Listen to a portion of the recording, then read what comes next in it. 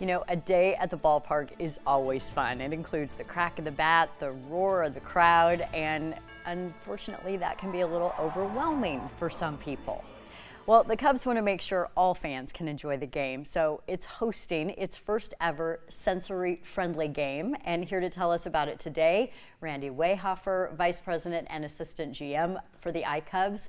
Thanks for being with us. Chris Steinmetz with the Autism Society of Iowa, and Leslie Rogers, Vice President of Outpatient Services at ChildServe. Thank you, all three of you, for being here. I just want to back up and hear about how this conversation got started.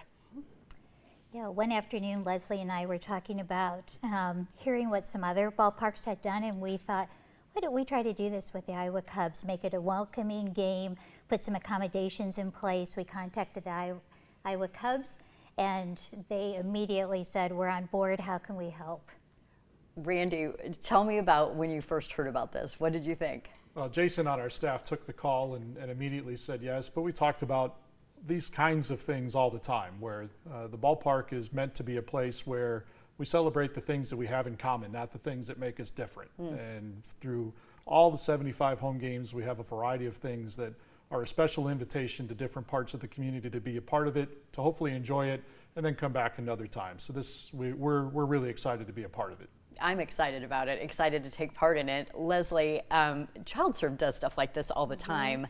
Chris gave me a little bit of a sneak peek a few weeks ago in terms of what this is going to look like and feel like. So just describe it. Yeah, so we're really excited. We've done a lot of planning for this event. So we will have everything from when the families and adults come into the game. They will have a welcome table with information about what's available at the park that day. There'll be activities set up on the concourse. We have some suites reserved for a break time or a place where people can just kind of relax and take a break from maybe the sensory components of the ballpark experience. Right. I think we have some images that we can put up here. Yeah, so this is a calming room. I'm not sure where this is located. Does this look familiar to you, Leslie? Is it the Iowa State Fair? Okay, this is at the State Fair. So this is a prime example. ChildServe has done a lot with the sensory-friendly day at the fair to provide spaces like this, but that is a massive venue. This is going to be different. It feels to me more accessible to people that do have sensory issues. Yeah, for sure. I think that, we try to take into account all the different senses, the sounds, the light, the temperature, so you think through those things and trying to be able to provide opportunities for people to experience those breaks that they might need to get the sensory input they need, whether that's too much or too little. And so really that's the thought behind it, is trying to take in what does the venue hold and then make that accessible to everybody. Randy, how much work is this for you guys? They're the experts, and they're teaching us how to be sensitive to people that we may not be familiar with. Our staff isn't large enough to know all of the different things about everyone in the community. So we appreciate when people reach out to us and say, this is what we need to know as an organization and how we can make it work at the ballpark. And that makes it a lot easier for us, for sure. Yeah. Chris, how much value is there just in putting the word out there that this is supposed to be tailor-made for people who come to the table with these issues? I'm of course thinking of my son, and you were around him a little bit a few weeks ago. I mean, he is not going to sit in a seat. He is going to be into everything. He may have a meltdown. I mean, what's the value for the general public in having something like this? Well, I think the value is that people know if they're coming to a sensory-friendly game, they're going to be surrounded with families that have either children or adults with autism are going to be there. They know to be looking for that. This is how it's going to be accepting and welcoming.